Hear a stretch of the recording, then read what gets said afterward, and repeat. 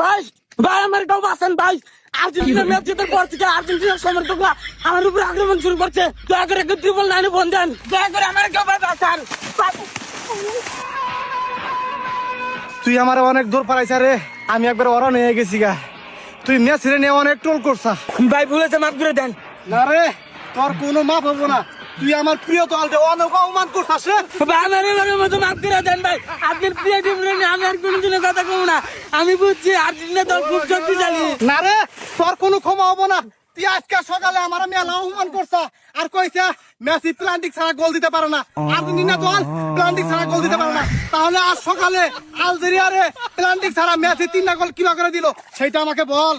ভাই কসম আর জীবনে আর্জেন্টিনা দল না কোনো আলতু ফালতু কথা কমু না। এইবারের মতো আমার মাফ করে দাও ভাই। এত করে যেহেতু কই দিছে, মাফ করে দাও রে। ঠিক আছে, মাফ করে দিতে পারি।